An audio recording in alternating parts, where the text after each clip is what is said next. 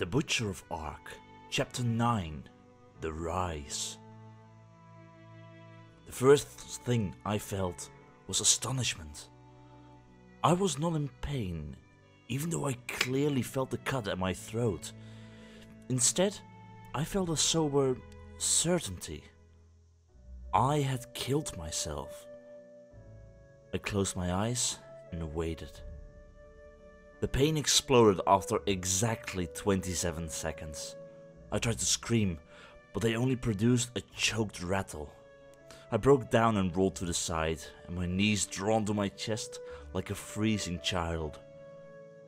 After 96 seconds, my field of vision had become a dirty, dark red colored glass pane, and my body was flagged.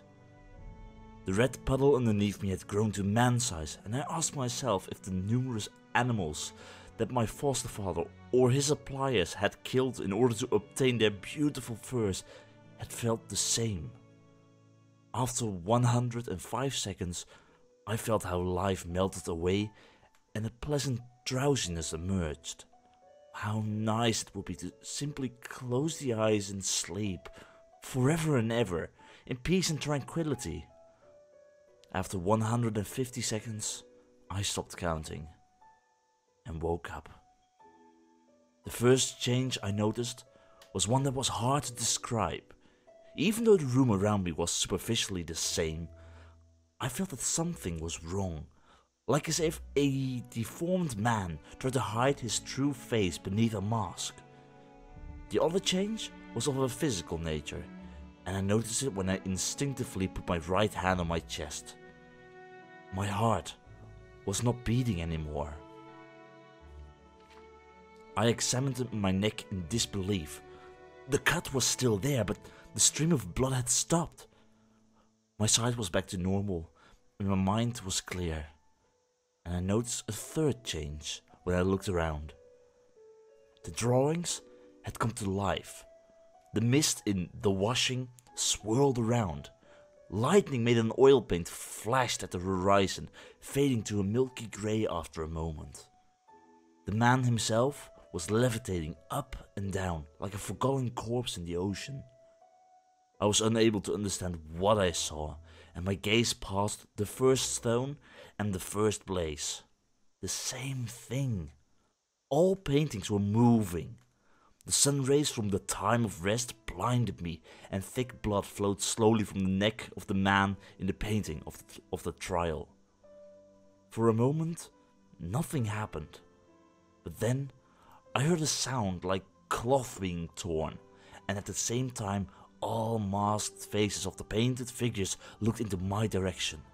They all stared at me, and even though their masks at least partly covered their eyes, I felt their gaze on me like a dark power. I should have felt fear, but instead the fire began sparkling and awakening inside of me. They don't want to harm me, it shot through my head. They want to guide me. I watched how the figures left their paintings. Liquid paint trickled down from them.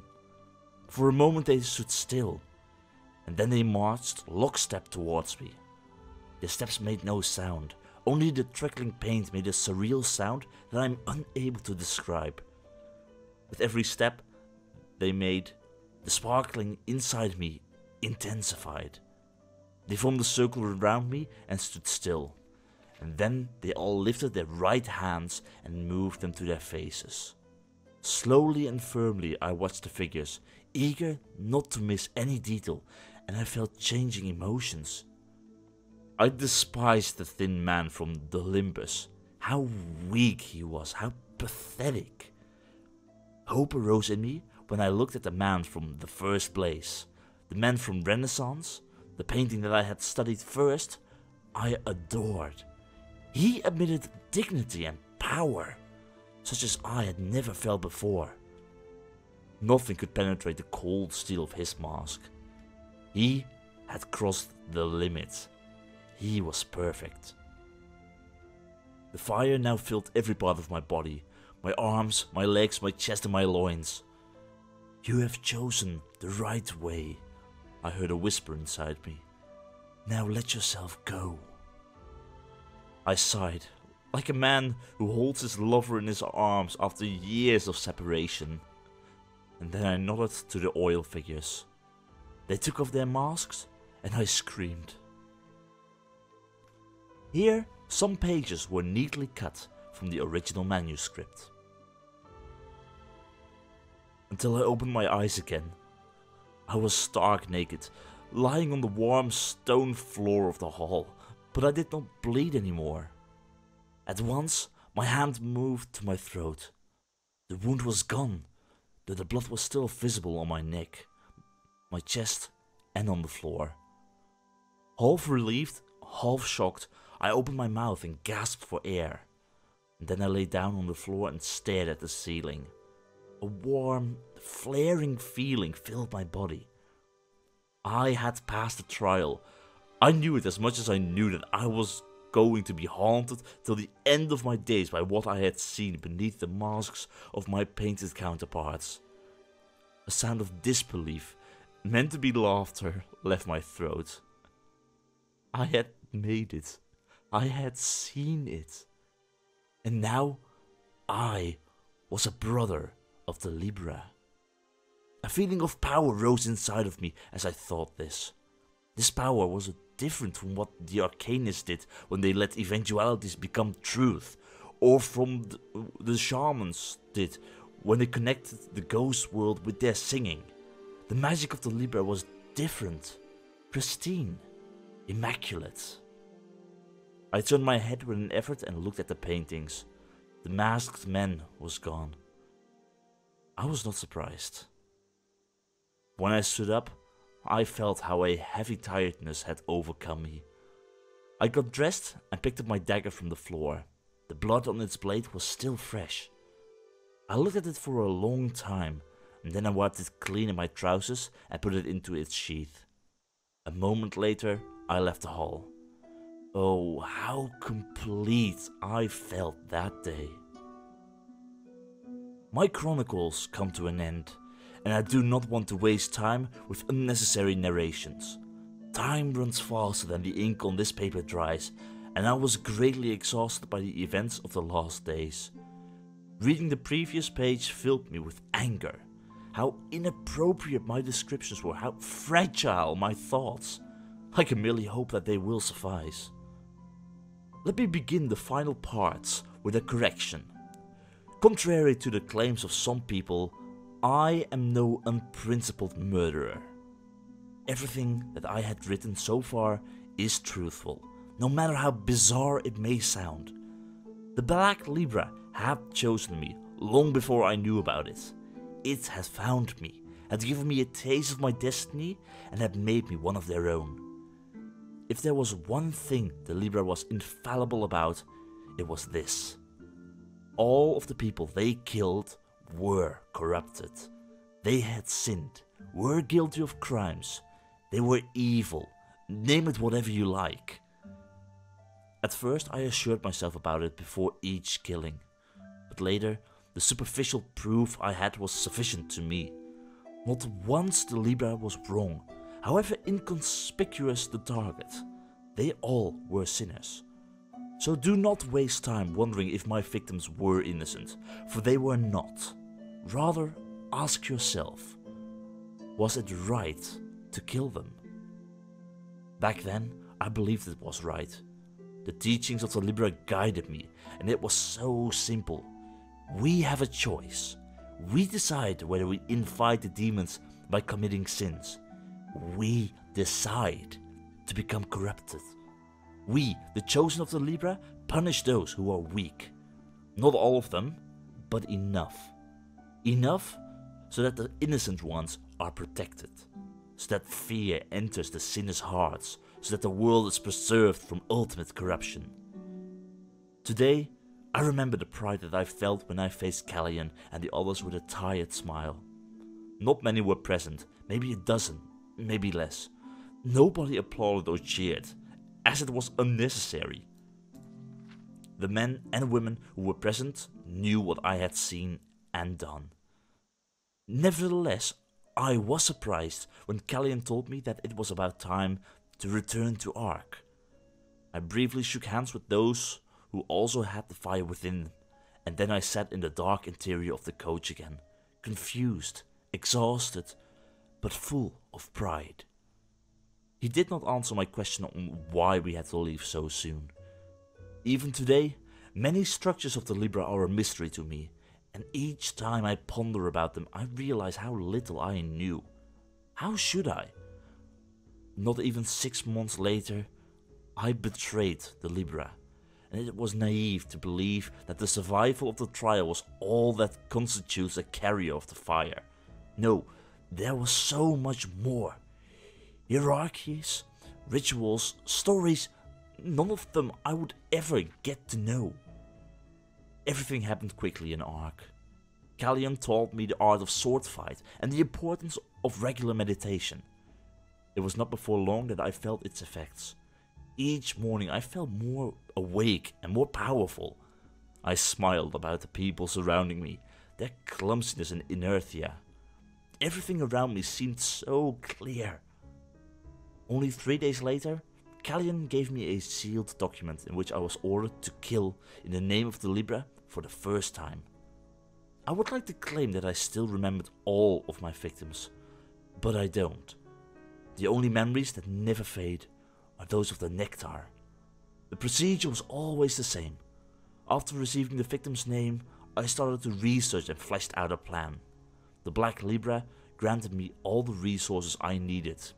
Gold, weapons, poison, when I asked for them in the letter that I gave to the concealed coachman. When I was alone with my victim, I killed it and consumed its memories. And then I covered my tracks. Many people admire my perfidy and my cunning plans, as I was never caught. However, I don't think of myself as particularly intelligent or sly. I seem to have a certain talent for killing, yet it made many mistakes that could have cost me my life. I was protected by the Libra. With each killing I successfully performed, Callion disappeared more and more from my life. He was a mentor, and his duty was fulfilled. I regretted it at first and missed his presence, but then I started to enjoy the silence and the solitude. I had enough gold to fulfill all mundane wishes, and I was surprised how quickly wine and love for sale lost their taste to me. In the autumn of the year 6291, 4 months after my trial, I mostly spent my evenings alone in the room of an inn or walking through nature or the city. I took my time to observe people. How little attention I got. My inconspicuous, ugly appearance did not remind anyone of the illusionary conceptions of a hired killer, a tall and athletic man with a hooded, concealed face and a malicious smile. I enjoyed the anonymity and the role I had to play. I considered myself a quiet wanderer and the servant of justice who wiped the corrupted ones from life like the summer wind withered leaves from the trees. My fate was not easy to bear. Never again I'd be able to fulfill mundane dreams. Never again I'd be able to truly love someone. Yet, I was part of something without which our world had fallen into the abyss, rotten with sinful people. The others were blinded, I saw. I never could have guessed how soon everything was going to change. The day started like any ordinary day. I woke up before sunrise after a dreamless sleep, and I felt pleasingly calm when I stood up. I had accommodated myself in a tavern near the city gates. The stir after my recent murder had already ceased, and nobody had asked me about my path or my origin when I paid my room for 3 weeks in advance from a well-filled penny bag. My gaze wandered thoughtfully through the cozy room. It came to a halt on an extinct fireplace. I yawned and rubbed my eyes. When will it happen again? The snow lay high on the trees, but it started melting in the sun. Soon there will be spring, I thought, and I became melancholic. I imagined children running across blooming meadows, and craftsmen of art gathering below the green oak trees in the tavern garden. For the first time after a long time, I wished for company. I meditated ignited the fire, and had a sparse meal. It was not long before I left the room to have a walk that I noticed the paper with a red slipknot that lay under the gap of my door. I recognized it instantly. It came from the Black Libra. What a joyous feeling of anticipation that I welcomed after my gloominess. I went to my knees, took the parchment and opened it. I read the letter by letter, and repeated it after I had finished. Then I threw it into the fire. When the document turned to ashes, I was filled with an uneasiness that I can't explain until today.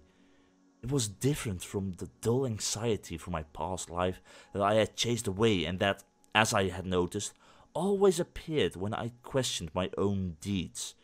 But it still had the same color, nevertheless. I ignored it, ignited the candle, and sat down at the small wooden table at the window to come up with a plan.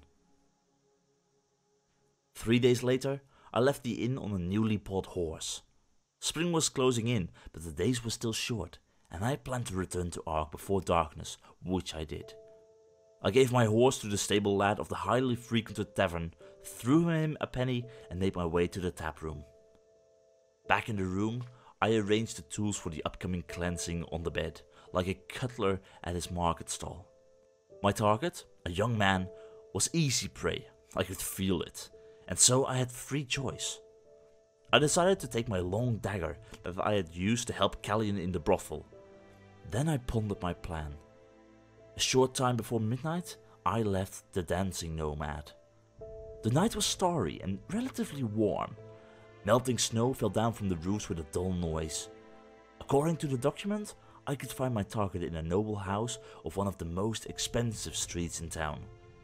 It's always the rich who see themselves above everything, I bitterly thought, when I approached the door to the noble quarter. I showed my papers to the guards and they let me in without a nod. If only they knew. Not before long, I arrived at my destination. Like all houses in the noble quarter, it was impressive. It was surrounded by high walls and a stone arch surrounded the gate. The portcullis was closed, but behind it an alley leading to the entrance of the big house was visible. 2 towers at the eastern and western side of the abode made it look like a castle. In my former life, the thoughts of the cost of such a luxurious building would have brought me down to my knees, but now I only mustered it coldly. I could not see any guards, but the flickering light in the gatehouse indicated that it was occupied. I had to count on that. I walked around the estate twice. At the back, it was protected by the King's Rock. At its side, there were 2 other noble houses. At the west side of the wall, just a few arms' length from where it merged with the rock, I found what I was looking for. Finally. My stomach tingled and the ash began to glow. The place that I had chosen for my plan was a nice bench at the shore of the Malvis River, which rippled sublimely through the nocturnal scenery. From there, I had a clear view through the gate to the estate of the Sinner. It was cold, but I was not freezing. A grey-haired man and a young woman passed by and smiled to me, and I smiled back. Then, the alley leading to the estate burst into flames with a loud thunder. A cold shudder went down my spine and my forehead began to sweat. The reactions which I had counted on came quickly. First, the couple noticed the fire. The young woman uttered a shrill cry and clung herself to her lover. Shortly thereafter, I heard the sounds of boots on cobblestones coming closer. The scent of smoke filled the air and I was unable to fight a silent smile. Then I, too, made a frightened face and ran away in panic, as it seemed. But unlike the others, I did not run away from the estate or towards it. I contentedly noticed that the doors were wide open. 2 guards stepped outside. Another guard stepped out of the gatehouse, helplessly looking at the other guards at the burning tree that illuminated the night like torches on a funeral march. No one noticed that the fire did not spread. I had no intention to cause a large-scale fire, as I did not want innocent people to get hurt. I was only interested in the man who was going to die tonight. I freed my face from the fake panicking expression in the moment I entered the darkness of the side street next to the estate. I slowed down my pace and took an iron hook from my pocket. I stopped at a part of the wall I had chosen for my plan. It was 3 times my height, but it was old and fissured. I checked for hollow parts and pulled myself with the help of my hook up. Then I lay flat on the top of the wall and analyzed the situation. The trees were still burning bright, and the porter had opened the gate. Just as I was looking down, 2 guards ran through the open gate, but they stopped and looked around helplessly. The porter shouted something at them, which I couldn't understand. 4 more people, most likely of the staff, had left the building and joined the 2 guards. Perfect. I slipped down the wall and hid behind a bush. Now was the time. I closed my eyes again and listened to the blaze inside of me. It was content and felt just like myself, the nearing nectar. Soon, I murmured. Then I turned my gaze at the hedge that had been planted directly in front of the house. I felt a greedy, affirmative tingling. I tensed my muscles and felt it shooting up my body, through my ribs, my neck and my skull, out of my eyes. I gasped and reeled for a moment.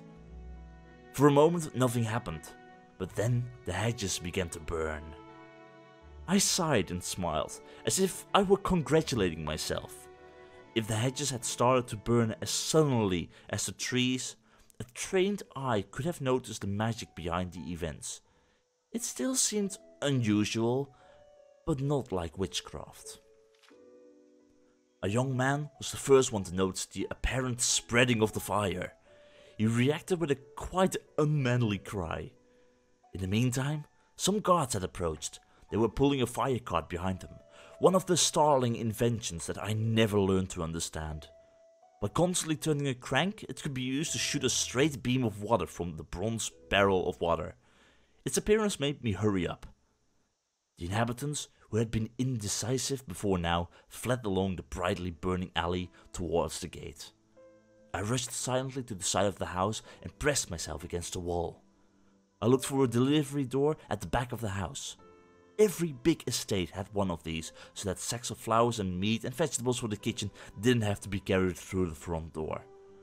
While I was sneaking along the wall, I heard how the water from the fire cart fizzled into the cold night.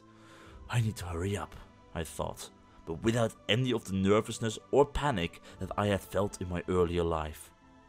I put my hand on the lock, conjured the fire, and watched it melt away. Then I carefully opened the door and went inside. The storeroom smelled like salted meat, onions and alcohol, and after some time I had found a suitable hiding place between 3 chests. I smiled, took a deep breath and extinguished the fire. It was only a matter of patience now. I estimated that the time was 3 hours after midnight when I decided to begin. My plan was perfect. Everyone had acted just as I had foreseen. I knew it even though only a few noises told me what was happening. As expected, the panic had cooled down when the fire slowly began to diminish. I smiled, imagining the faces of the guards when they realized that the flames on the treetops did not perish, no matter how much water they poured at them. They could have tried to extinguish it until the Black Guardian awakes, I thought. Only after my order, the flames began to retreat. Slow and reluctant, like a wolf being forced to leave an animal it had killed on a clearing without savoring its meat. After 3 hours, all the voices outside were gone. Then the door opened and closed several times, and after some angry shouts of a man, definitely my target, there was silence. Without any doubt, he would be looking for someone to blame tomorrow, I thought bitterly, and he would find someone. I brought the document before my mind's eye. Mitsumiel Daljul, 24 winters old, and a murderer. Even though the records of the Black Libra claimed that the demon had taken possession of him only a few moons ago, they had caused more damage with him than with others in an entire lifetime.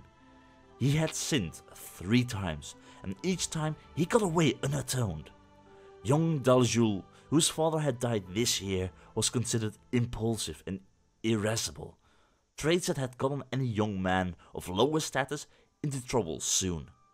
Yet his father, a wealthy clothier who, according to rumors, had simply earned his noble title by mercantile success, had used his contacts to protect him from any consequences.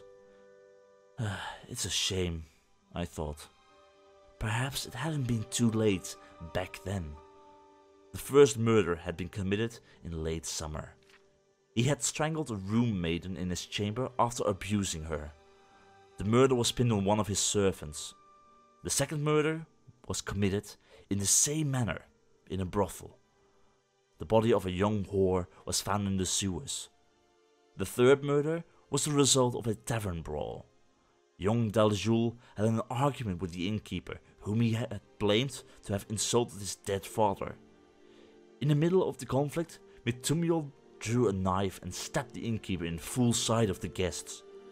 Even though he'd been called to testify to the tribunal, the result was obvious. How easy it is to turn the world if a few witnesses' tongues can be oiled with gold. Maybe the tribunal would sentence him sooner or later, after the demons in him had caused dozens of victims. But that's something the Libra was going to prevent. I stood up and began to move silently. Nobody noticed me as I sneaked through the kitchen and the atrium, up the stairs, along the hallway, decorated with old fine harnesses, towards the chamber of the man I intended to kill. As melting the lock would have resulted in unpleasant smells inside the house, I took a lockpick from my pocket, tricked the mechanism and entered. Many times I asked myself what would have happened if I'd been more aware of my surroundings. Would I have noticed the detail that I painfully became aware of minutes later? With blood-soaked hands and a heart, tired yet racing as a result of the strange, revealing nectar? Maybe things would have taken a different course. Maybe not. The weak light of a moonless sky shone upon the mournful scenery before me. A big, misplaced canopy bed with rumpled sheets stood at the front end of the room. Books that had fallen from shelves lay on the floor, and a scimitar, presumably intended as a piece of decoration, had been rammed into an expensive-looking table, like in a tasteless still life. I wrinkled my nose and tried to imagine what the whore who was killed by the young nobleman had felt. Did she sense her destiny as she entered the room in which every corner, the empty bottles of wine and the carelessly tossed clothes screamed negligence? Presumably she did. I imagined how she tried to play down her uneasiness with a girlish giggle. I looked at the bed on which the demoniac slept. He panted clumsily. His legs were spread and his arms sprawled out like a squire. There he had taken what he had wanted from the girl. Did he already start to strangle her then? Did she still try to stay calm? Where did her screams of lust become real, fearful ones? I bit my lower lip and shook my head, trying to get rid of these unpleasant thoughts. I was going to know what happened sufficiently enough, whether Daljoul wanted it or not, and I was going to enjoy it. I drew my dagger from its sheath. It slipped out almost noiselessly, like a snake approaching its prey. I looked at my victim with a mixture of pity and contempt. Regardless of his 24 years, Mitumiol Daljoul had the tender features of a boy. A scarce beard grew on his chin and his cheeks were smooth. His naked chest was covered with red spots and his shoulders were small and lanky. To a certain extent, he reminded me of my former self, except for the obtrusive smell of sweat and alcohol. "The demons are inside of you," I said unconsciously. I opened my leather bag and removed the black, thick cloth from it. Then I sat down next to him at the edge of the bed. In the shadows I probably looked like a mother singing to her child to sleep. I laughed shortly, to which Daljoul reacted with a protesting sigh, but he did not wake up. Then he rolled to the side, moved his knees to his chest and crossed his arms like a child. I shook my head. If I hadn't known about the fragile man's deeds, I would have considered him a pitiable, spoiled, noble son. But he wasn't one of these. He had given himself to the demons, not just once, but many times, and others had to pay the price for his lack of willpower. Therefore, the Black Libra had sentenced him to death. I took a moment to ponder about how the killing was going to feel like. Then I grabbed Jalzul's neck with my right hand, pressed his head against a pillow, and pushed a gag in his mouth with my left hand. The man opened his eyes at once. I tensed my muscles, expecting him to try to push me back. Yet, nothing happened. I felt this almost scarily regular breath on my nose, as if he had expected to wake up with a gag in his mouth. His grey-blue eyes were wide open, and he looked at me with horror. With horror? Or with resignation to fate? I had planned to stab him at once in his chest with the dagger I had placed on my leg. Quickly, without ado. Yet there was something in his eyes that irritated me. And I was unable to name it. For a moment we both remained in this strange position. Then Mitumiol Daljul, murderer of 3 innocent people, started to cry. What first was a shimmer of his reddened eyes soon filled the corners, and the tears began to beading down his cheeks. A choked sobbing was audible through the gag. I looked at him in irritation. I was used to demoniacs starting to cry or begging for mercy when they were facing their punishment, but it was fear which I saw in the victim's eyes, and their tears were a result of the instinct of self-preservation. His sobbing, his looks, his tears, however, something was different about them. They seemed sad, devastated. What if he was innocent? It shot through my head. What if the Libra was wrong? Why, no. Even in the tavern at the Farmer's Coast, I had found 2 people who had been able to tell me about his deeds. To doubt the sentence of the Libra was betrayal. Betrayal of myself, of the Libra, of your destiny. I tightened the grip around his neck. There was still no reaction. He resigns. He knows that there is no rescue from his possession, and he gives in to his fate. For a moment, time seemed to stand still. Everything happened with an otherworldly clarity, as if there existed nothing except for me and the man I was about to kill. I thought I could hear the movement of his teary eyes in their sockets. Do it. Fulfill your duty. With a cry that could have been an expression of anger as well as of helplessness, I took my hand from the gag, grabbed my dagger and rammed it deep into my victim's chest. His eyes widened, glowing with relief, which caused a wave of rage inside of me. Regret! It flashed into my mind, full of anger. Regret your weakness! I removed the blade from his chest, hauled off and stabbed him again, this time a tiny bit underneath his larynx. I felt resistance and pushed harder. Now Mitumiol Daljul uttered a choked cry, but still he did not try to defend himself. Irritated, I extracted my dagger and stared at him. His head had sunk to the side and the gag had fallen out of his mouth. It seemed that he wanted to say something, but only a rattle left his mouth. Why? I uttered to him, as well as to myself. Why don't you regret? He did not answer. The life slipped from his body. I could feel it. His sins. It shot through my head. If I lose him now, I won't be able to see them. For the last time, I lifted my blade and rammed it into his neck. This time, a fountain of blood spurted against me. But while the warm liquid on my skin usually caused a triumphant feeling in me, I did not feel anything. Then the fire seized me, and I plunged into the black.